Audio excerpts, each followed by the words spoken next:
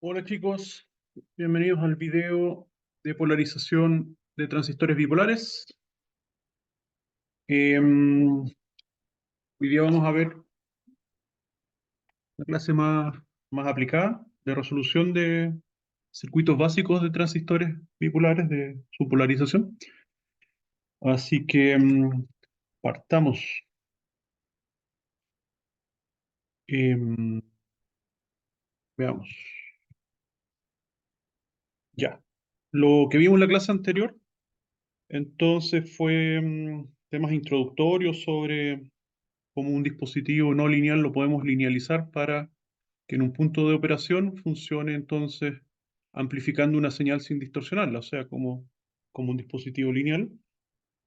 Hablamos un poco de esta curva que muestra la tensión colector-emisor versus la corriente de colector de los transistores, ¿ya?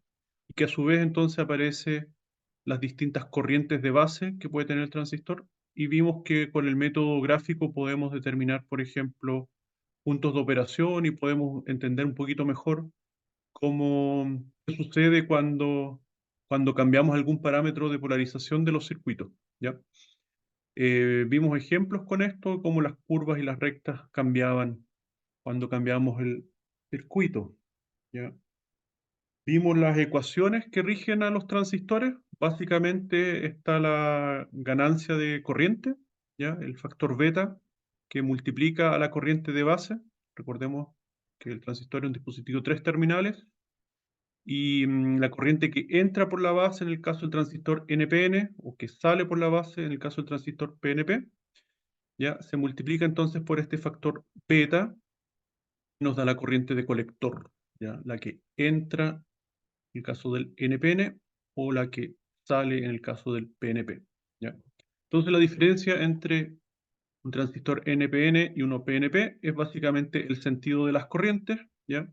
Básicamente eso.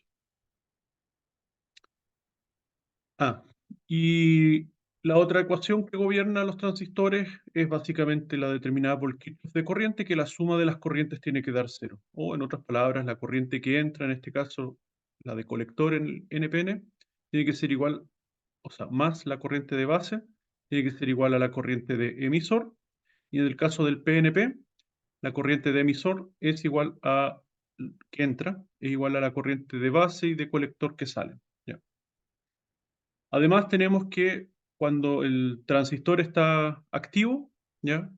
La tensión base emisor, o sea, la que tenemos aquí en la juntura, en la unión del diodo, por así decirlo, siempre, o vamos a asumir que es una tensión de 0,7 volt, es fijo, ¿ya? Siempre aquí vamos a encontrar 0,7 volt, ¿ya? En el caso del NPN, la tensión o el potencial mayor está en la base, y en el caso del PNP, el potencial mayor está en el emisor, ¿ya? El emisor tiene un potencial mayor que la base, ¿ya? Y podemos recordarlo viendo el sentido de la flechita, ¿ya? Siempre la parte trasera de la flechita en el fondo entonces tiene mayor potencial.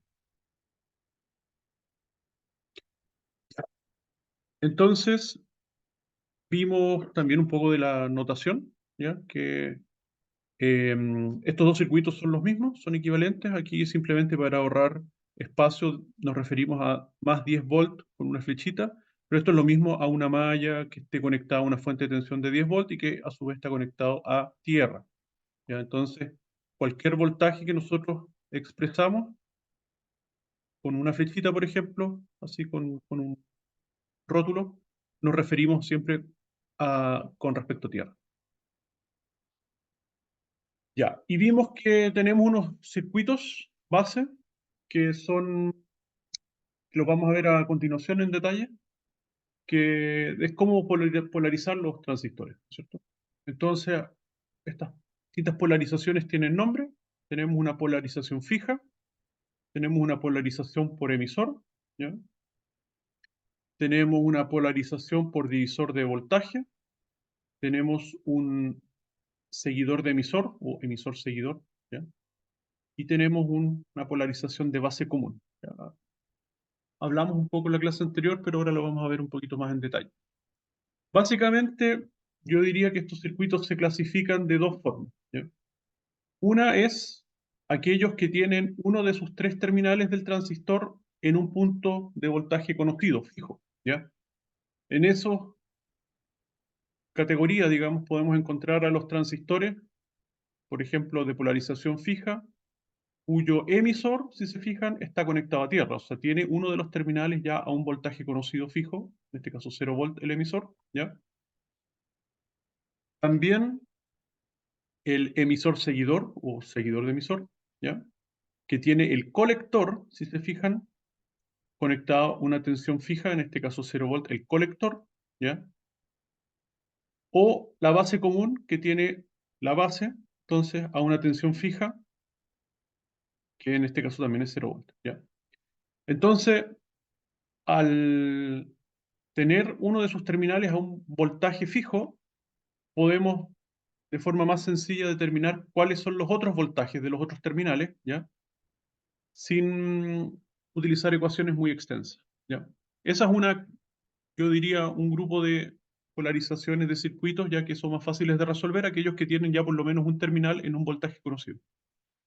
Después tenemos el otro grupo, que son los transistores que no tienen, perdón, que no tienen entonces ninguno de sus tres terminales en un voltaje fijo, ¿ya? Si se fijan, la polarización de emisor, ni el colector, ni la base, ni el emisor están a un voltaje conocido, a una fuente de tensión conocida, ¿ya? Está, por así decirlo, flotando el transistor entre medio de estos tres elementos, por lo tanto no podemos saber a priori cuál es el voltaje de colector, de base o de emisor, ¿ya? Y para eso tenemos que resolver un sistema de ecuaciones, ¿ya? O sea, en todos tenemos que resolver un sistema de ecuaciones, pero en este caso no lo podemos resolver tan rápido, tenemos que hacer un paso intermedio, ¿ya? Y el otro que también está en esa categoría, que es una extensión del primero, es la polarización por divisor de voltaje, que es el que está acá, que si se fijan tampoco tenemos ninguno de los tres terminales a un voltaje conocido, ¿ya? Entonces tenemos que hacer un paso intermedio y podemos ver que las ecuaciones son un poco más extensas, ¿ya? Así que eso. Em, Ahora entonces vamos a resolver algunos circuitos básicos. Y la idea es que se familiaricen con los pasos de resolución, ¿ya? En el fondo vamos a ir paso a paso y viendo los circuitos así como estaban en esa tablita, ¿ya? Entonces, el primero es la polarización fija. Aquí les recorté un poquito el monito, ¿ya? El circuito. Vemos que tenemos dos resistencias. Aquí, tanto la rama que va por la base y la que va por el colector podrían tener fuentes de alimentación independientes. Pero en este caso la vamos a conectar a la misma fuente VCC, ¿ya? Y esas son las ecuaciones que gobiernan entonces este circuito, ¿ya? Vamos a resolver este ejemplo que está acá y así vamos a entender las ecuaciones que tenemos arriba, ¿ya? Entonces, debido a que este circuito tiene uno de sus tres terminales en un voltaje conocido, en este caso el emisor está conectado a tierra, ¿ya? Se nos va a hacer un poco más sencillo resolver cuáles son los otros voltajes, ¿ya? En particular, podemos observar entonces que como el emisor es cero, ¿ya? Entonces lo podemos anotar acá, 0 volt. Y nosotros sabemos que siempre la tensión base emisor es igual a 0,7 volt, ¿ya? Entonces, y aquí está esta tensión, le vamos a poner más o menos. Esa polaridad siempre hay que acordarse, ¿ya? Que la base está a un potencial mayor que el emisor porque la parte trasera de la flechita entonces un potencial mayor, ¿ya? Entonces 0,7, así que este punto, ¿ya? Son 0,7 volt con respecto a tierra, ¿ya? Así que tenemos que la tensión de base, ¿eh? Es igual a 0,7, ¿ya? Tensión de base es igual a 0,7 volt, ¿ya? Entonces, esto es como resolver un puzzle, ¿ya? Un crucigrama, un sudoku, qué sé yo. Ya vamos a ir resolviendo las variables por orden. Ya tenemos entonces la tensión de emisor. Dijimos que esto es igual a la tensión de emisor. Tenemos la tensión de base, ¿ok? Y ahora que tenemos la tensión de base, podemos mirar al otro lado de esta resistencia, que es la resistencia de base, ¿ya? Y al otro lado tenemos 5 volts, y a este lado ya tenemos la tensión de base, que la conocemos, que es 0,7. Así que la tensión que cae en esta resistencia RB ya la conocemos, ¿ya? Así que vamos a ir anotando acá al ladito para que sea más más fácil. La tensión entonces de la resistencia RB es igual, por un lado tenemos 5 volts, por el otro lado tenemos la tensión de base, que son 0,7, menos 0,7, esa es la caída de tensión entonces en esa resistencia, que es igual a 4,3 volts, ¿ya? Y luego, ya que conozco entonces la caída de tensión en esta resistencia, lo que puedo hacer es calcular cuál es la corriente que pasa por ahí, y la corriente de base, ya que es la corriente de esa resistencia RB, es igual entonces a esta tensión RB, perdón, aquí, tensión RB dividido entonces por la misma RB, ¿ya? Ley de Ohm, entonces, tensión dividido en resistencia. Por lo tanto, la tensión dijimos que era 4,3 y el RB son 100 kilos, ¿ya? Así que básicamente nos va a quedar 4,43 microamperes, ¿ya? Así que ya conocemos la corriente que circula por acá, IB, eso es IB, ¿ya? Entonces ya la parte del emisor, ya la tensión de emisor, la tensión de base, la corriente de base ya la conocemos, ¿ya? Aquí yo a todo esto le anoté los pasos, ¿ya? Que vamos a ir siguiendo. A todo esto aquí hay algunas preguntas y lo vamos a ir aclarando a continuación. Entonces, ya tenemos la corriente de base y ahora podemos calcular la corriente de colector simplemente multiplicando beta veces por la corriente de base, ¿ya? En este caso no nos han dado beta, yo me voy a dar un beta de 100 veces, ¿ya? Por simplicidad. Así que si la corriente de base era 43, entonces la corriente de colector van a ser 100 veces eso, por 43 amperes, que es igual a 4,3 miliamperes. ¿Ok?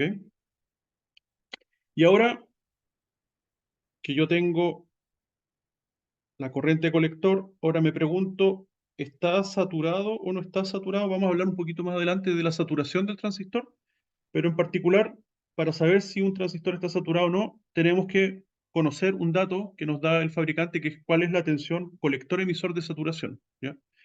En este caso la vamos a asumir, ¿ya?, arbitrariamente como 0,5 volt, ¿ya? Podría ser 0,2, podría ser 1 volt, depende del fabricante, ¿ya? Así que vamos a decir que la tensión colector-emisor de saturación es igual a 0,5 volt. Ahí está, ¿ya? Ok, esa es la tensión que vamos a encontrar entonces entre la tensión de colector, la tensión de emisor, cuando está saturado, ¿ya? ¿Por qué necesitamos saber eso? Porque ahora podemos calcular cuál es la corriente de saturación. La corriente de saturación es la de colector de saturación de todo esto. Es igual entonces a la tensión máxima que tiene toda esta rama que vemos acá, parte de los 10 volts, ¿ya? Y le vamos a restar esa tensión de saturación, que son 0,5. Así que en realidad son PCC menos la tensión colector emisor de saturación, ¿ya? Dividido por la resistencia o las resistencias que podamos encontrar en esta rama. Y en este caso la única resistencia que encontramos es una resistencia de 2 kilos, ¿ya? Ahí. En realidad, a ver, la voy a generalizar un poquito. Lo vamos a poner como em, RC más RE. Ahí sí, ¿ya? Y en este caso entonces, BCC son 10 volts, la tensión de saturación dijimos que es 0,5, RC en este caso son 2 kilos, y RE es 0, así que queda así, ¿ya? Así que esto va a ser entonces 9,5 volt dividido en 2 kilos, ¿ok? Y eso es importante calcularlo, ¿ya? Porque así sabemos que esta corriente que calculamos acá, ¿ya?, si está dentro del rango de la zona activa o no, ¿ya? Entonces, ¿cuánto nos da esto? Bueno, si fuese 9,5 dividido en un kilo sería 9,5 miliamperes, ¿ya? Pero como son 2 kilos, entonces la mitad de eso. Así que son 4,5, 4,75, ¿ya? Creo que son 4,75. A ver, tengo mi supercalculadora. Ahí, 9,5 volt dividido en 2 kilos, 4,75, claro. Entonces, volvemos.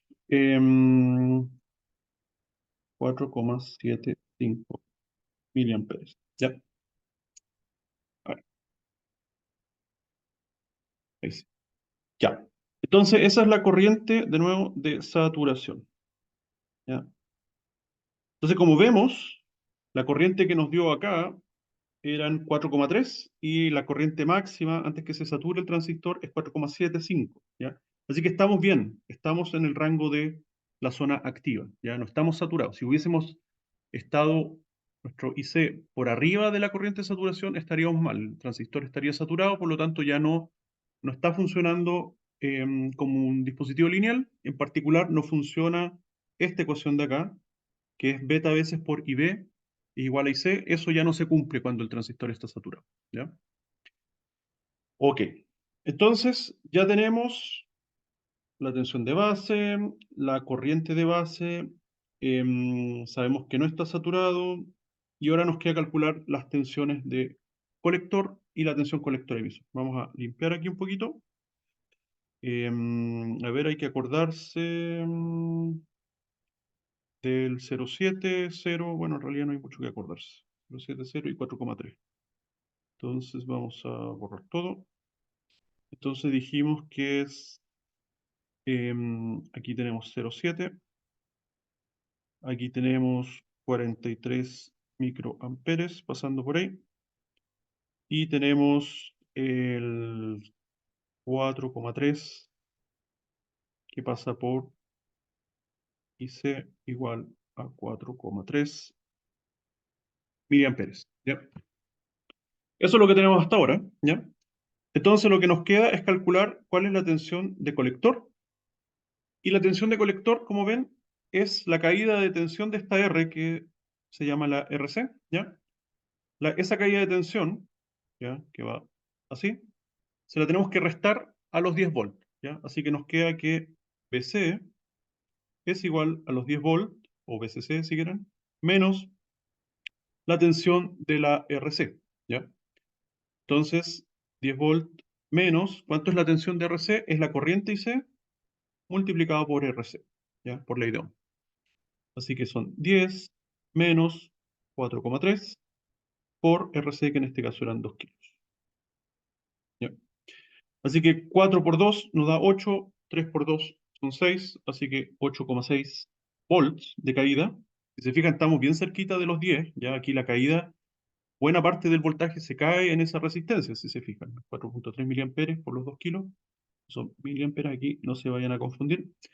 ¿Ya? Entonces nos da 8,6, por lo tanto 4, 1,4. Así que el voltaje de colector es 1,4 volts. ¿Ya? Y podemos decir que como el voltaje de emisor es igual a 0, nos queda que la tensión colector-emisor es igual a 1,4 volts. ¿Ya? Nosotros habíamos dicho que, ojo, la tensión colector-emisor de saturación era igual a 0,5 volts. ¿Ya? Ojo con eso. ¿Qué significa? Es un dato del fabricante, de nuevo. Que si nos hubiese dado la tensión colector-emisor por debajo de los 0,5, significa que el transistor ya estaba saturado. Por lo tanto, no estamos en la zona activa y cometimos el error de asumir de que la corriente de colector es beta veces la corriente base, lo cual no es verdad cuando el transistor está saturado. Entonces, pero aquí todo calzó bien, así que con eso terminamos el ejercicio. Básicamente nosotros cuando terminamos el ejercicio tenemos que dar el punto Q, ¿ya? Que tiene dos parámetros, la tensión colector-emisor y la corriente de colector. Ahí, ¿ya? Ese es el punto Q y ya lo tenemos. Entonces, si vamos a buscar, a ver, busquemos descartar esto, el, ta, ta, ta, tan, esto de acá. Entonces, en esta, vamos a usar de esta lámina, ignoren todo lo que está acá. Voy a usar solamente el gráfico. Si queremos dibujar nuestro punto Q, por ejemplo, en este gráfico es de un transistor determinado, ¿ya? No necesariamente corresponde con nuestro transistor. En particular, el beta probablemente no se relaciona, ¿ya? El beta, recordemos que es la relación entre la corriente de base y la corriente de colector. Entonces, si se relacionase estas rectas, por ejemplo, esta curva aquí que nos dice que la corriente de base tiene 10 microamperes y que se corresponde con esa corriente de colector, que en este caso parece que son como 4 miliamperes, ¿ya? Ahí vemos que la relación entre estos dos es de como 400 veces, ¿ya? Entonces, ese es un beta de 400 que no era el caso de nosotros. En nuestro caso teníamos un beta de 100, ¿ya? Entonces tendríamos como que cambiar la escala de estos numeritos, pero no es lo que me interesa ahora. A mí lo que me interesa es como que dibujemos el punto Q y dibujemos un poco los puntos que corresponderían al circuito que vimos sobre esta curva, ¿ya? Entonces, una de las cosas que vimos que la fuente de polarización era de 10 volts, entonces ahí uno marca, con el método gráfico que hablamos en la clase anterior, uno marca el 10, ¿ya? Y vimos que la corriente de saturación era, ¿cuánto era? 4,75, ¿no es cierto? Eso nos da como por acá, ponerlo por ahí. Y entre esos dos puntos, entonces uno hace una recta, ¿cierto? Así que básicamente el punto Q, ¿ya? Es un lugar en esa recta con respecto a las distintas curvas de corriente de base, ¿ya? Aquí solamente se dibujan las curvas cada 10 microamperes, pero uno puede poner la curva que quiera entre medio, o sea, uno cada 5, qué sé yo.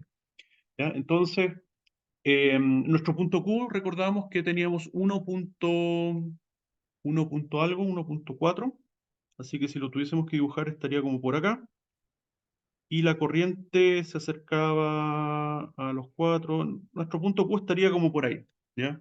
Ahí estaría el punto Q más o menos del circuito que calculamos, ¿ya?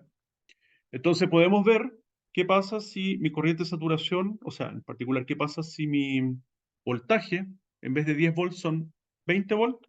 Entonces la curva se desplaza tanto como en el eje X, marcamos aquí uno nuevo, como en la corriente de saturación también aumenta al doble, ¿ya? Entonces, si antes era como 4, ahora va a ser como 8, y nos queda una nueva curva por ahí, ¿ya? Y por lo tanto, ese punto Q, vamos a ver que se va a desplazar, ¿ya? Para una misma corriente. Supongamos que, te vieron, la corriente que calculamos de base eran 47. Ya no se condice con estas curvas de acá de nuevo porque hay un problema de escala, porque este es para otro transistor. Pero supongamos que hubiese sido esta curvita de acá, ¿ya? Entonces, si yo al cambiar una fuente de tensión de 10 volts a 20 volts, lo que hubiese sucedido es que este punto Q de acá se hubiese desplazado a acá, ¿ya? A un Q'. Ahí está. Entonces ahí vemos que al aumentar la tensión de nuestro circuito, lo que logramos es alejarnos de en este caso, saturación, ¿ya? Y nos desplazamos por ahí. Eso es lo que se logra entonces al cambiar ese parámetro, ¿ya? Eso lo hablamos en la clase anterior, estas curvas y el método gráfico, ¿ya? Y por eso es importante estas curvas del transistor, ¿ya? Ok, entonces, ese fue el primer circuito, ¿ya? El circuito que vimos acá, el de polarización fija, ¿ya? Un ejemplo de cómo se utiliza el circuito de polarización fija y cómo se calculan los parámetros, ¿ya? Entonces, en resumen, aquí están los pasos, ¿ya? Primero era calcular la tensión de base, ¿ya? Check. Verificamos si está el transistor cortado o no. Ah, eso no hemos hablado. Sobre si el transistor está cortado o no, lo único que tenemos que verificar es si es que entre los dos extremos, los dos terminales de la unión de la juntura base-emisor, tenemos un potencial mayor de 0,7, o la tensión de encendido en realidad no es 0,7, la 0,7 es la tensión de operación. Cuando la juntura base-emisor se enciende, podríamos hablar de los 0,5 por ahí, ¿ya? Es un voltaje que más o menos rodea ese rango, y depende también del transistor. Pero supongamos que la tensión de encendido es 0,5 volt, ¿ya? La pregunta es, ¿tenemos un potencial de voltaje en esta malla, ¿ya? mayor que 0,5 volt? Y la respuesta es que sí, tenemos una fuente de 5 volt, por lo tanto, este transistor tiene el potencial de encenderse, ¿ya? Por lo tanto, no está cortado. Por ejemplo, vamos a ver más adelante, si esta fuente la cambiamos por una de 0 volt, entonces vamos a ver que esta juntura no tiene cómo encenderse, cómo tener un potencial mayor de 0,5 si tenemos 0 volt a un extremo y 0 volt al otro extremo, ¿ya? Entonces, en ningún caso podemos hacer que la juntura se active. ¿Ya? Por eso, en el fondo, es simplemente mirar la malla de la base y ver si es que tenemos un potencial mayor que 0,5 volt para encender la juntura. Y con eso ya podemos verificar que el transistor no está cortado, ¿ya? Y bueno, después vimos la corriente de base, multiplicamos por beta, nos da la corriente de colector, verificamos con la corriente de saturación si es que no estamos saturados. Luego que teníamos la caída de tensión en RC, podemos calcular el VC y finalmente la tensión colector-emisor. ¿Ya? Eso fue lo que hicimos entonces con este circuito, el más sencillo, el de polarización fija, que tiene estos elementos que vimos acá. Ya.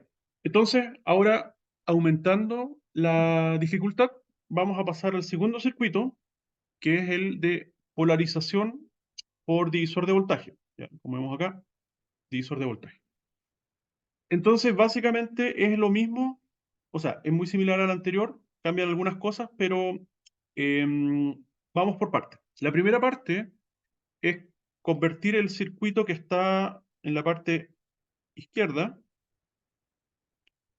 convertirlo en un equivalente Thevenin, ¿ya? Entonces, recordamos que cualquier circuito se puede convertir, elementos resistivos, quiero decir, pasivos, se pueden convertir en un equivalente Thevenin, ¿ya? Entonces, básicamente, este circuito que es así. En este caso tenemos 15 volt,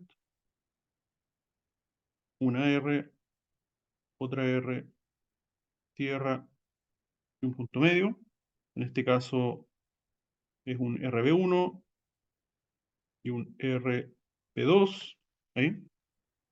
Eso lo vamos a convertir en una fuente de tensión Thevenin con una resistencia Thevenin. ¿Ya? Tierra. Y este es un B Thevenin y un R Thevenin. Ahí está. ¿Ya? Estos dos circuitos van a ser equivalentes. ¿Ya?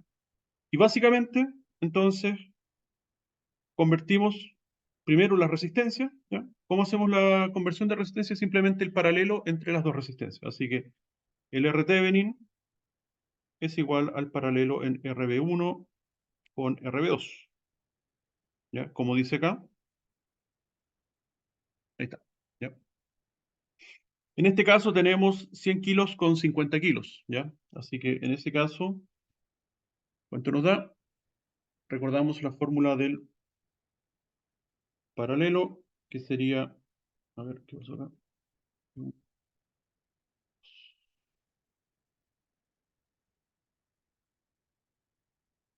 Es-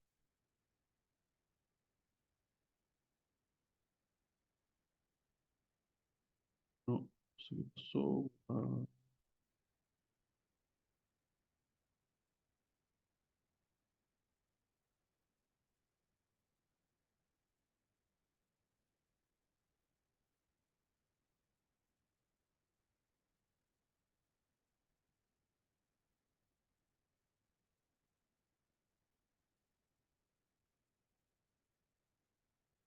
Ya, bueno,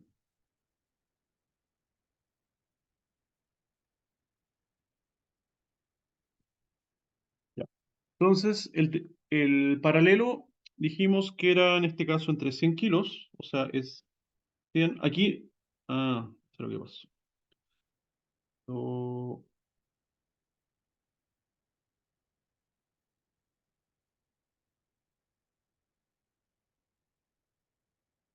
quedó activado algo. Ahí sí, ya. 8.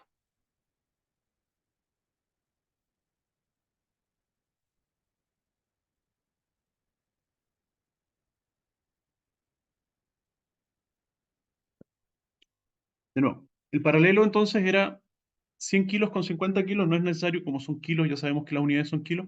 Aquí podemos poner entonces simplemente 100 por 50 dividido en la suma de los dos, que es 100 más 50, 150. ¿Ya? Y ahí entonces nos da 33,3. ¿Qué cosa? Kilos. recordamos que eran kilos, ¿ya? Así que, entonces, paralelo a estos tres, o sea, de estos dos, es 33,3 kilos, ¿ya? El R Thevenin. Luego, el V Thevenin es el divisor de tensión que se forma con estas dos resistencias, ¿ya? Así que en este caso, ustedes conocen la fórmula del divisor de tensión, que es la resistencia de abajo, ¿ya? Siempre la de abajo, entonces son 50 kilos, dividido por la suma de las dos, 150 kilos, multiplicado entonces por la fuente, en este caso son 15 voltios, ¿no es cierto? Así que básicamente nos queda un tercio, ¿ya? Un tercio de 15 es 5, así que estos son 5 voltios, ¿ya? Así que 5 volts van a caer en la resistencia de abajo y 10 volts van a caer en la resistencia de arriba, ¿ya? Pero eso, ojo, es en el equivalente Thevenin de acá. ¿Ya? Así que finalmente tenemos que este circuito lo podemos redibujar para ponerle una tensión Thevenin de 5 volts y una resistencia Thevenin de 33,3 kilos, ¿ya? Así que vamos a hacer eso. Vamos a borrar acá. Así que esto podemos dibujarlo, ahí le ponemos una R, esto lo vamos a sacar, también lo vamos a sacar, y ahí le ponemos la fuente, y estos son entonces los 33K y los 5 volts, ¿ya? Quedó muy bonito, pero ahí está. Entonces ya tenemos un circuito, una malla aquí en la base, que podemos empezar a calcular la corriente de base, ¿ya? Y esa es la ecuación que tenemos acá, ¿ya? Así que, primer paso, calcular el equivalente Thevenin de resistencia y de voltaje. Segundo paso, vamos a calcular la corriente de base. ¿Y cómo lo vamos a calcular? Lo calculamos en base a los elementos que están en la malla de base, ¿ya? ¿Qué elementos tenemos? Tenemos la fuente de tensión, tenemos una resistencia de base, tenemos la caída de tensión en la juntura base-emisor y tenemos la resistencia de emisor, ¿ya? Y como vamos a calcular una corriente en la base, la resistencia de emisor, aquí está la clave básicamente, se ve desde la base como si fuese, perdón, beta más una vez más grande de lo que es, ¿ya? Se ve amplificado, ¿ya? Entonces, básicamente hacemos una malla, ¿ya? Aquí resolvemos una mallita, entonces decimos 5 volts, ¿ya? Por un lado. A ver, podemos resolver la malla o podemos hacer la fórmula un poco más rápida, ¿ya? Em, hagamos la malla y después pasamos directo a la fórmula que es la que está acá arriba, ¿ya? Pero la malla sería 5 volts por un lado, ¿ya? Es igual a qué cosa. Aquí como la corriente entra por la resistencia, le vamos a poner un más en la entrada y un menos en la salida, ¿ya? 5 volts es igual a qué cosa. A los 33 kilos, o 33,3 como quieran, multiplicado, ¿ya? Por la corriente de base que no conocemos todavía, ¿ya? Esa es la primera caída de tensión. La segunda caída de tensión, que también es más menos, más 0,7, ¿ya? Esa tensión base emisor, ¿ya? Aquí es la tensión base emisor. Todo esto de acá es la tensión del RB, ¿ya? Básicamente estamos haciendo eso. Más la caída de tensión en RE. Pero la caída de tensión en RE, debido a la corriente IB, es beta más una vez más grande. Recordemos que la corriente que pasa por RE no es IB, es RE, o sea, es IE, la corriente de emisor. Pero nosotros queremos dejar una expresión en base a la corriente de base, no la de emisor. Entonces, para convertir la corriente de emisor en corriente de base, le vamos a poner que es la resistencia entonces RE, que serían 3 kilos, perdón, aquí qué feo eso. Entonces, 3 kilos por la corriente IE, pero dijimos la corriente IE en realidad beta veces más 1 la corriente IB, ¿ya? Entonces, esto es beta más 1 por IB, ¿ya? Entonces tenemos la variable, que en este caso sería IB en un lado y en el otro lado, y ahora al despejar todo esto nos va a quedar como se ve en esta ecuación de acá, ¿ya? Lo que está mal. Entonces, ¿qué nos queda? Que nos queda la corriente IB es igual a la tensión, que es la que de los 5 volts, 5 volts menos la que ha ido porque el 0,7 pasa por el otro lado, menos 0,7, ¿ya? dividido por todas las resistencias. Por un lado tenemos la resistencia de los 33 kilos,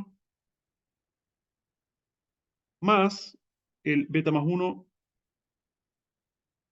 multiplicado por la resistencia RE, que en este caso era pa, pa, pa, pa, 3 kilos. ¿Ya? Y ese beta le vamos a poner 100, como siempre. ¿Ya? Así que 100 más 1, 101, ¿ya? Y ahí entonces podemos resolver cuánto es eso. Así que lo de arriba es 4,3, lo de abajo son 33 kilos, más 101 por 3.000 son 3.003 kilos, ¿ya? Así que son estos 336 kilos, ¿ya? Así que esto es 4,3 dividido en 336 kilos, ¿ya? Esa es la corriente de base, ¿ya? Así que de nuevo, 4,3, 4,3, ay, de nuevo empezó con el chup.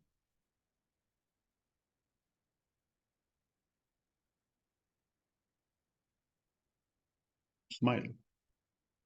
4, no, ¿qué es eso? Raya, shift apretado.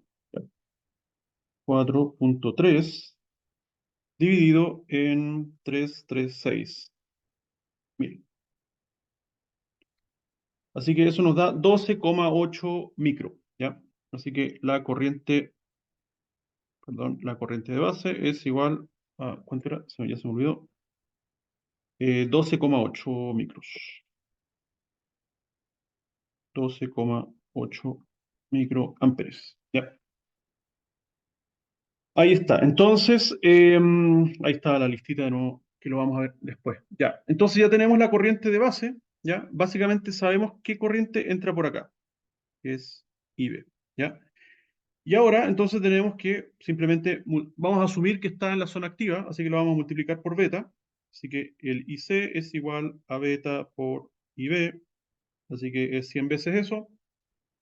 Así que sería 1,3, le ponemos nomás, miliamperes, ¿ya? Ups, ahí está.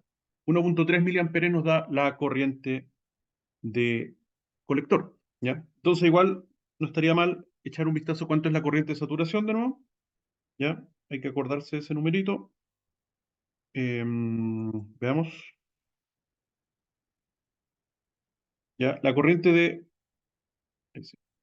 saturación, entonces, vamos a suponer que la tensión colector emisor de saturación es igual a 0,5 volt, ¿ya? Así que la corriente colector de saturación es igual a la tensión máxima, en este caso son 15, menos esa tensión de saturación, que son 0,5, y no se vayan a enredar, dividido por las resistencias, en este caso son 5 más 3, son 8 kilos, ¿ya? Así que sería 14,5 dividido en 8 kilos. ¿Ya? Em,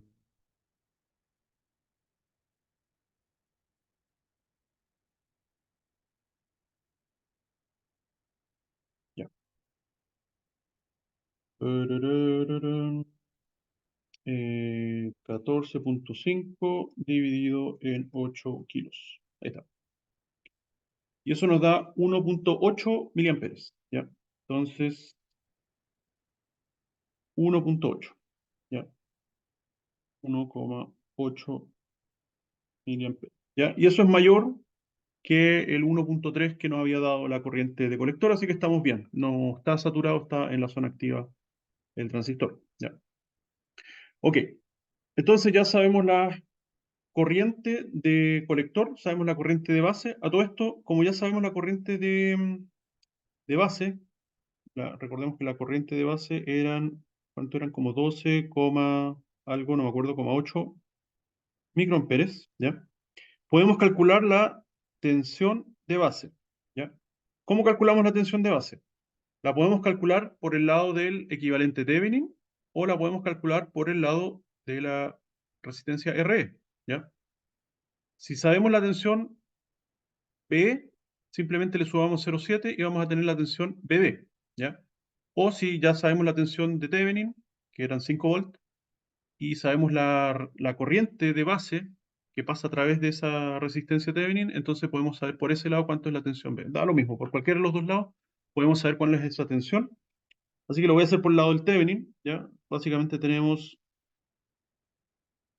los 5 volt Thevenin, teníamos los 33 kilos. Yo quiero saber cuál es esa tensión de base, ¿ya? Entonces, la corriente de base ya sabíamos que era eso que está acá, ¿cierto? 12,8.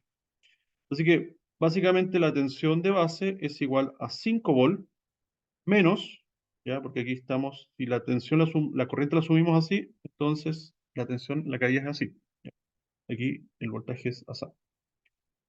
Entonces menos 33 kilos, o 33,3 kilos para ser más preciso, por los 12,8 microamperes.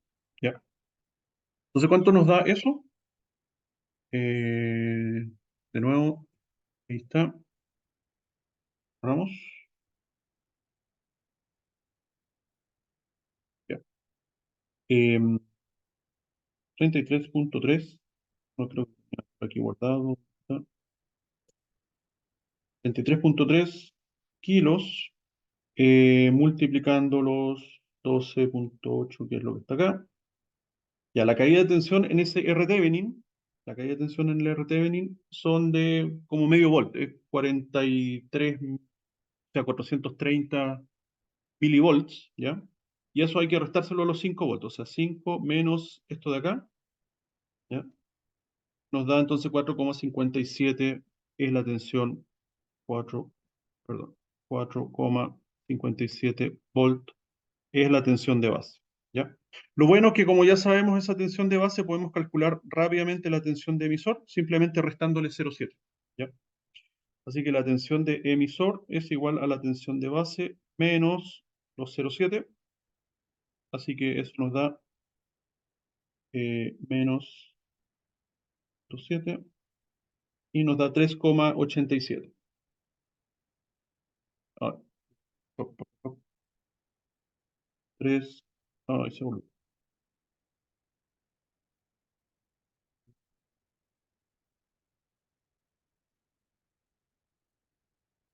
Ahí sí.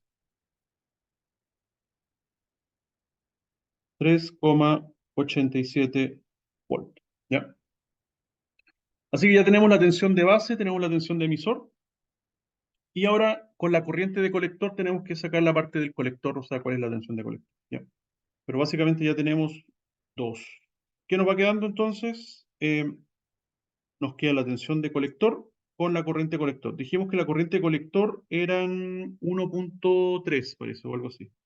1,28 miliamperes, ¿no es cierto? Vamos a limpiar acá. Entonces, em, recordemos, la corriente de colector es igual a 1,28 o 1,3 si quieren, miliamperes, ¿ya? La corriente de base dijimos que son 12,8 microamperes. Em, ¿Qué más? Ahora, la tensión entonces de colector, no, no, no. La tensión de colector va a ser igual, de nuevo, la tensión que tenemos en la fuente, o sea, VCC, menos la caída de tensión en RC, que es IC por RC. ¿Ya? Así que estos son 15 menos IC, ¿cuánto es? Va a ser, en este caso, dijimos 1,28 miliamperes por 5 kilos. ¿Ya? Así que vamos acá. Los 1,28 mili por 5 kilos nos da 6,4, o sea, son 15, no, son 15 menos 6,4 volts, ¿ya? Así que 15 menos 6,4 nos da 8,6, ¿ya? 8,6 volts. Esta es la tensión de colector, ¿ya? Y la tensión de emisor, ya la teníamos, se me olvidó. ¿Cuánto era? Tensión de emisor era, ¿qué número era? Dijimos que era como 5 menos, era 4,5 lo de acá, era 4,5 aproximadamente, y menos 0,7 eran como 3,8, algo así, 3,8 volts, ¿ya? Así que, si esto es 3,8 volts, ¿ya? La tensión colector emisor es igual a los 8,6 menos los 3,8, y eso nos da 5,6, 4,8. 4,8, ¿no? 8, 16, 7, sí, ya. 4,8 volt, entonces, entre colector y emisor, ¿ya? Entonces aquí dibujamos el 8,6 volts, ¿ya? Ya. Entonces, ese es el último circuito, ¿ya? Utilizamos con de estos que no se les conoce ninguno de los terminales que tenga un voltaje conocido. Entonces ya calculamos y vemos los paso a paso. Primer paso, en resumen, hagamos un resumen. Calcular los voltajes de Thevenin y resistencia Thevenin. Después podemos averiguar si estaba cortado o no. Basta de ver si es que el voltaje Thevenin es mayor que 0, mayor que 0,5, perdón, que es el voltaje encendido. Sí, era mayor que 0,5, entonces estamos ok.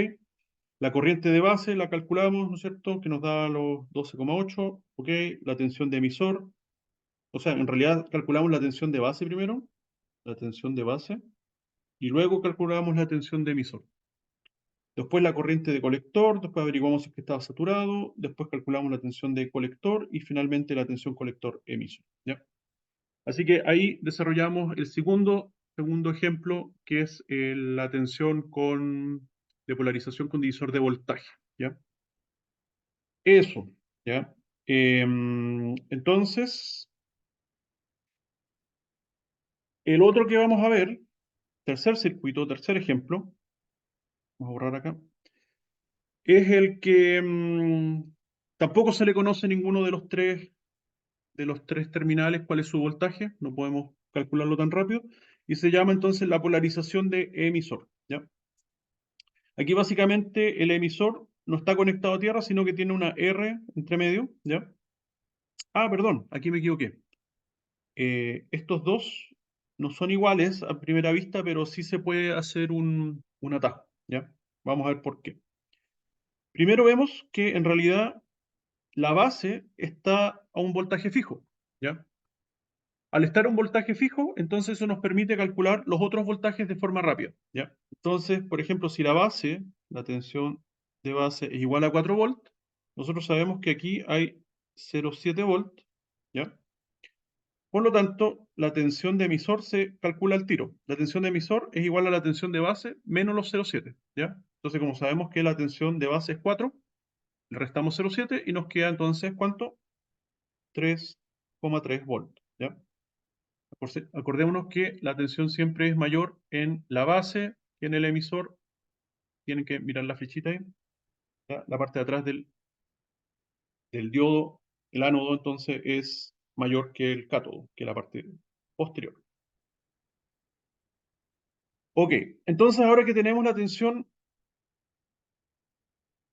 de emisor, que es igual a 3,3 volts, y convenientemente, si se fijan, la resistencia de emisor es 3,3 kilos, ¿ya? Entonces es fácil calcular cuánto es esa corriente de emisor, y simplemente es, por ley de Ohm, tensión de emisor dividido en resistencia de emisor es igual a la corriente de emisor, y eso es igual entonces 3,3 volts dividido en 3,3 kilos, eso nos da 1 miliampere, ¿ya? Así que ya sabemos que la corriente por el emisor es 1 miliampere, y nosotros podemos asumir que la corriente por el colector también es muy similar. Ya recordemos que en general cuando el beta es grande, hablamos de 100 veces para arriba, podemos asumir que el colector y el emisor son iguales, ¿ya? Así que esto es más o menos igual que la corriente colector, ¿ya? Entonces ahí nos saltamos un tremendo paso, y entonces tenemos que ahora la corriente colector es 1 miliampere, ¿ya?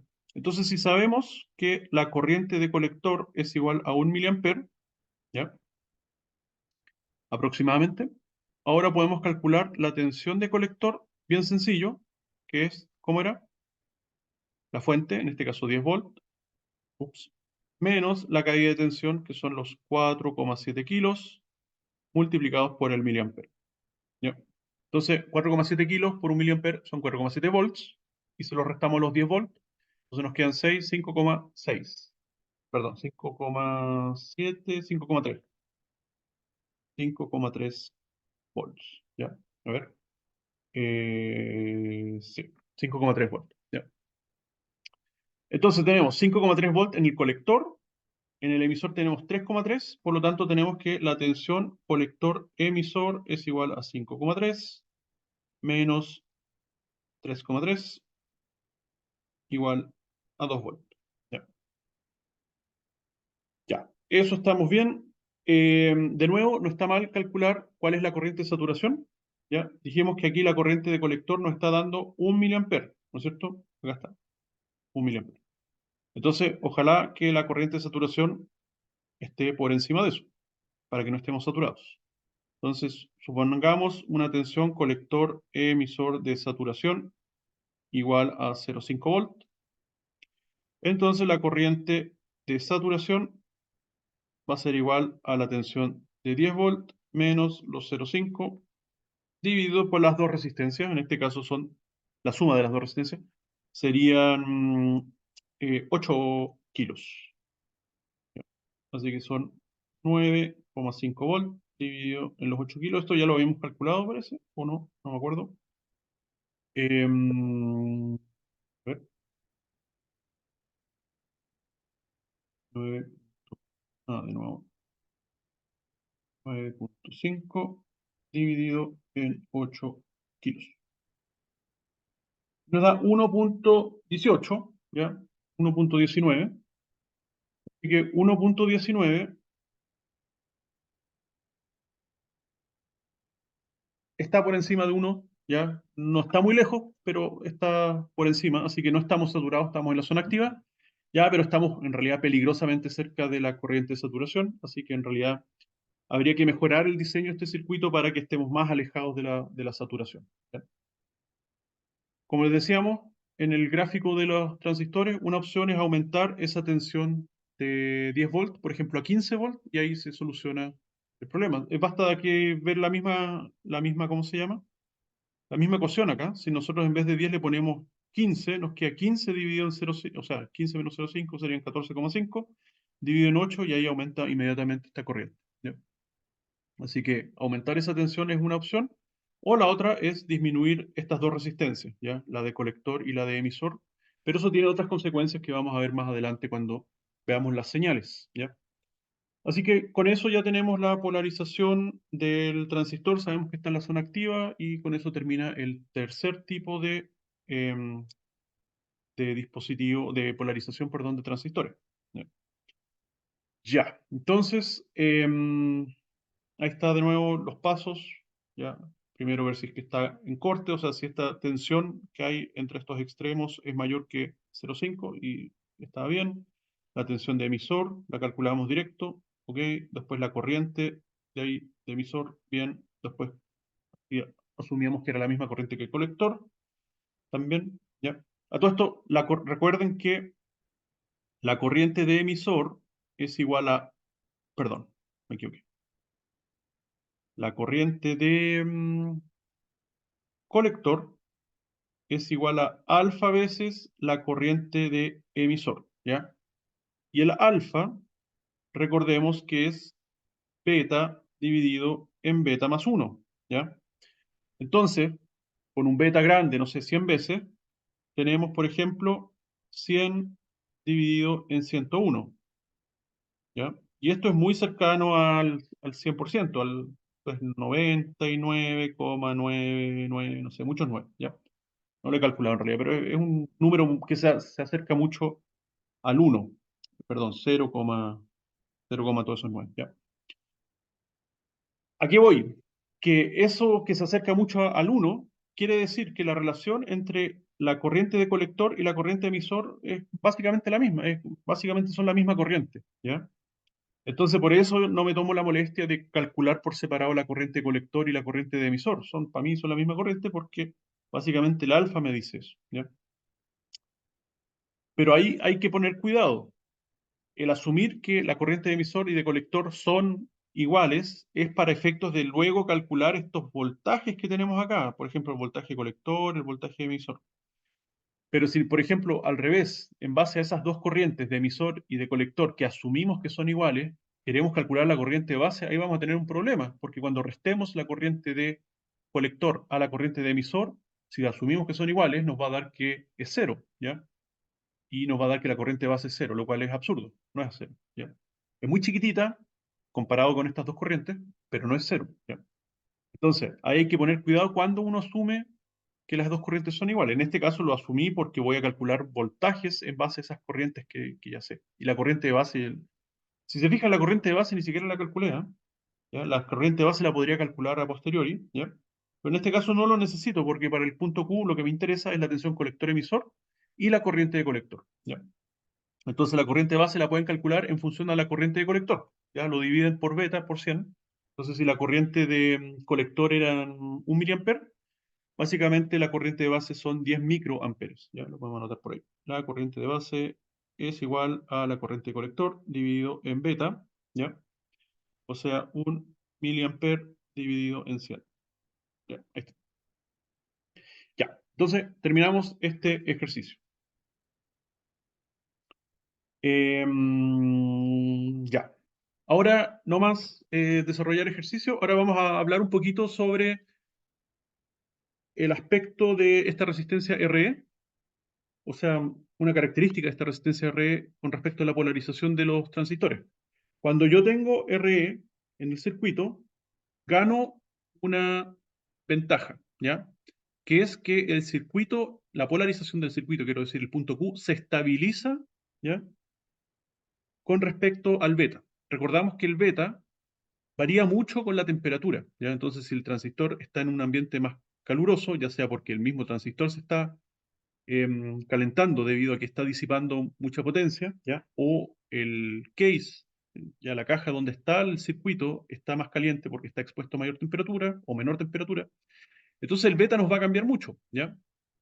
Entonces, el problema es que si nos cambia mucho, la corriente de colector va a cambiar con respecto a la corriente de base, ¿ya? Si es 100 veces, por ejemplo, entonces la corriente de colector podría ser ya 1 mA, como en el caso anterior, pero si de repente ahora el beta nos aumenta a 150 o nos disminuye a 50, entonces la corriente de colector va a aumentar al 50%, por arriba o para abajo, lo cual puede hacer, como en el caso anterior, que entremos en saturación, ¿ya? O sea, que el transistor se sature, ¿ya? Y deje de funcionar, básicamente por la temperatura. Pero si nosotros ponemos, vuelvo a decir, esta resistencia de emisor, básicamente o la dependencia del circuito de polarización hacia beta disminuye mucho, incluso se elimina, ¿ya? Y ahora vamos a ver por qué. Entonces, a ver, vimos que la corriente de base, ¿ya? En este circuito en particular, entonces tiene por un lado la tensión de base, ¿ya? Que está acá, la caída de tensión del base emisor, que es la que está acá, y el RB, que en este caso es cero, ¿ya? RB es cero, no lo consideramos, y tenemos el RE, ¿ya? Podría estar el RB a todo esto, ¿ah? Aquí podría haber un RB y nos cambia solamente ese valor, ¿ya? Pero si se fijan, el RB está acompañado del beta más una vez RE, ¿ya? Este término que está acá.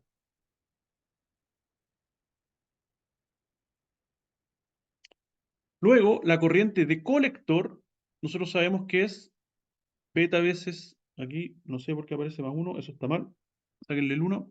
La corriente colector es beta veces la corriente de base, ¿cierto? Beta veces la corriente de base. ¿Ya?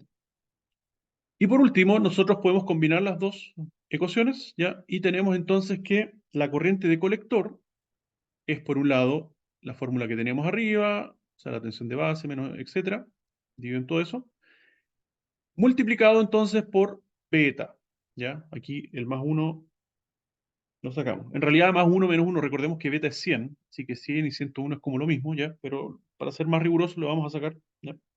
Y nos queda eso. Entonces, ¿dónde está el truco? El asunto es el siguiente. Si la resistencia de base, la que tenemos acá, es mucho, mucho más chica que todo este término que está acá al ladito, ¿ya? Básicamente esta resistencia de base yo la puedo ignorar, la puedo despreciar, ¿no es cierto? En este caso en particular, más encima el RB era cero, ¿ya? Así que con mayor razón la elimino. Pero en general no tiene por qué ser cero, puede ser cualquier valor. Pero el hecho es que si este RB es mucho menor que beta más uno por RE, ¿ya? Supongamos que beta más uno es 100, ya, 101, o para ser más sencillo, que todo esto es 100 por RE, puede ser, no sé, po, el RE que fuese un kilo, en este caso son 33 kilos, por 100 serían 330 kilos, ¿ya? Que el RB es un kilo. Entonces estaríamos comparando 330 kilos con un kilo, ¿ya? Así que ese kilo en realidad no aporta nada a los 330 kilos que estarían en la combinación del beta multiplicando el RE, ¿ya? Así que nosotros podemos despreciarlo en ese sentido. Y cuando eso sucede, básicamente nos queda un término beta arriba en el numerador y beta más uno en el denominador. A todo esto, si beta es grande, beta más uno y beta es como lo mismo, ¿no es cierto? Así que, en el fondo, el beta de arriba se cancela con el beta de abajo, ¿ya? Y en ese sentido, la corriente de colector deja de depender de beta porque, de nuevo, el beta de arriba se cancela con el beta de abajo, ¿ya? Y finalmente la corriente de colector va a depender de qué parámetros, de la tensión base-base, en este caso la tensión que tenemos acá, menos la caída fija de los 0,7, dividido por la R. Así que básicamente, este valor no importa mucho, básicamente estos dos términos son los que determinan la corriente de colector. Y si se fijan, ninguno de los dos términos depende del beta, o sea, ninguno de los dos términos va a cambiar mucho con la temperatura, ¿ya? Así que la corriente de colector va a estar constante, independiente, más o menos independiente a los distintos valores de temperatura, ¿ya? Sí y solo si se cumple esto que dijimos, que la resistencia de base tendría que ser mucho más pequeña. ¿Cuánto más pequeña? Ya, 10 veces más pequeña. Si es 10 veces más pequeña que este conjunto, entonces podemos despreciar la resistencia de base, ¿ya? Y podemos calcular entonces la corriente colector directamente con estos términos que están acá. La tensión de acá, menos la caída de tensión, dividido por el R. Entonces, eso, básicamente la tensión, o sea, el hecho que haya un RE nos permite entonces independizarnos de las variaciones de beta en nuestro circuito y por lo tanto evitar que se vaya a saturar por una temperatura muy excesiva o muy baja.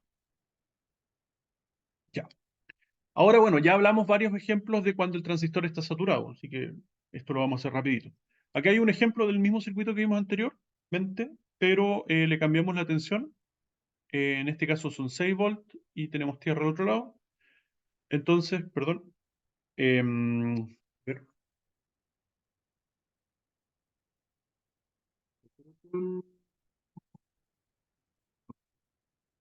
Entonces hacemos lo mismo. 6 menos los 0,7 volts. Nos quedan en este punto 5,3. Lo voy a hacer un poquito más rápido. 5,3 dividido en 3,3 kilos, ¿ya? Nos da 1,6. Ups. 1,6 miliamperes, ¿ya? Y ya uno puede seguir. Dice, la corriente de emisor, que es igual a la corriente colector, es 1,6 miliamperes. ¿Ya? Perfecto. Entonces, ahora que yo digo es 1,6 miliamperes, entonces voy a calcular la caída de tensión. Y entonces 4,7 por 1,6 me darían 7,5. ¿Ya? Esto de acá, más o menos, serían 7,5 volts, que se los tengo que restar a los 10 volts. Entonces nos queda este punto en 2,5 volts, ¿ya? Y aquí vemos algo raro. Tenemos que este punto se supone que eran 5,3 volts y el de arriba, que es un potencial, siempre tiene que ser el potencial de colector mayor que el del emisor, vemos que es 2,5. O sea, en el fondo se invirtió la polaridad de la tensión colector-emisor, lo cual es una contradicción. Este elemento no puede tener un voltaje inverso si es que el voltaje mayor está por el lado del colector y el menor está por el lado del emisor, ¿ya? Por lo tanto, aquí hay una contradicción. En realidad, esto no puede ser. ¿Por qué no puede ser? Porque esa corriente que calculamos, ¿ya? De 1,6 miliamperes, en verdad no existe. Ese es un cálculo erróneo en el sentido de que el transistor ya estaba saturado hace rato, por lo tanto nosotros no llegamos a los 1,6 miliamperes por el colector. Y de hecho, si calculamos la corriente de saturación, dijimos corriente de saturación es igual a la tensión, en este caso 10, menos la colector emisor de saturación. ¿Cuánto le pusimos? Le vamos a poner 0 en este caso, ¿ya? Voy a poner 0 para exagerar un poco. 10 menos las dos resistencias, que en este caso eran los 8 kilos. ¿Ya?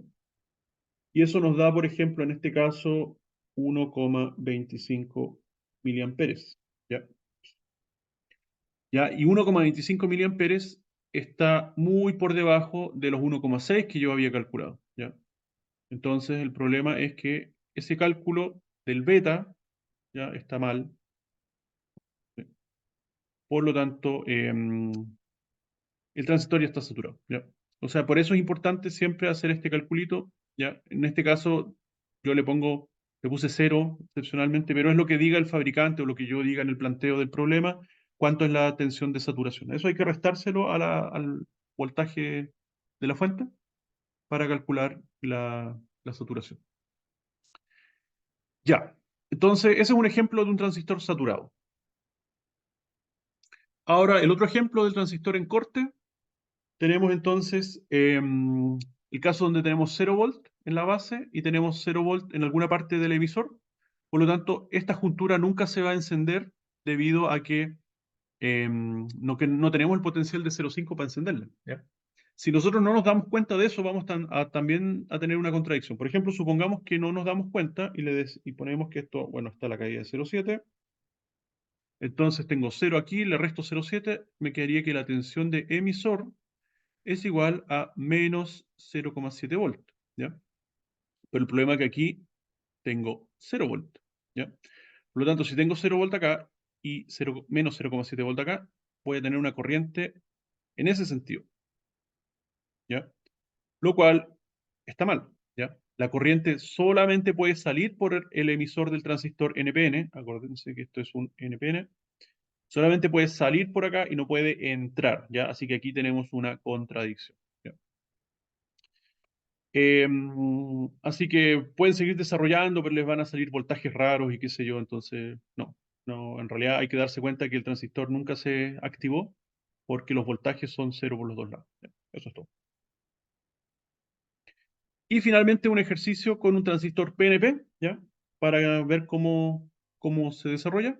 Aquí tenemos un transistor en el fondo que, como vamos a ver, las corrientes están en el sentido opuesto.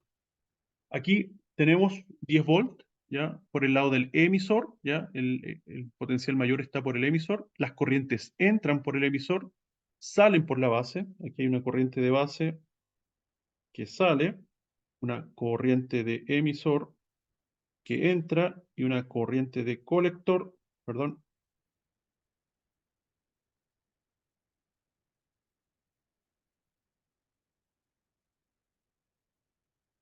que sale, ¿ya? Entre la corriente de emisor salen las de base y la de colector. Entonces tenemos que resolver, de nuevo, como ya tenemos un punto conocido, que en este caso es la base, podemos sumarle, aquí se le suma, ¿ya? Entonces, menos 0,7 más. Le sumamos 0,7, ¿ya? Así que sabemos ahora que la tensión de emisor es igual a la tensión de base más los 0,7. O sea, es 0 más 0,7, o sea, es 0,7, la tensión de emisor. Y como ya conozco el voltaje en ambos extremos, entonces es lo mismo que en el caso anterior, ¿ya? La tensión de la resistencia de emisor es igual a 10 menos 0,7 dividido por la R de emisor. En este caso sería 9,3 dividido en 2 kilos. ¿Ya? Entonces eso es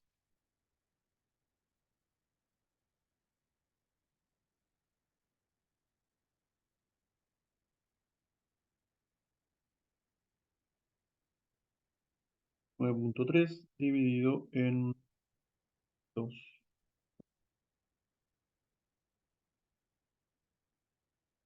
4,65.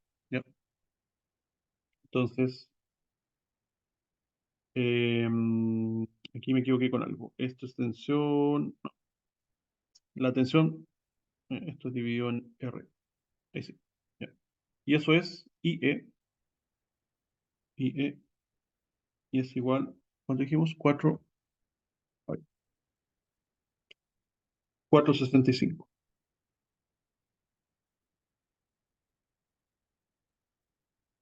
¿Ya? Y aquí yo puedo asumir también que entonces por el alfa que IT es igual a aproximadamente 4,7, 4,65. El mismo valor que hayan asumido con el nuevo la corriente colector. Y ahora, entonces yo puedo calcular cuánto es la tensión de colector, porque conozco el extremo negativo y conozco la corriente de colector, ¿ya? Así que la tensión de colector, podemos decir que partimos de los -10 volt y le sumamos esa caída, ¿ya? Como la corriente pasa en ese sentido, tenemos que ponerle el más menos. Así que se le suma la caída de tensión a los -10 volts, ¿ya? Más 1 kilo por los 4,65 miliamperes, que son 4,65 volts.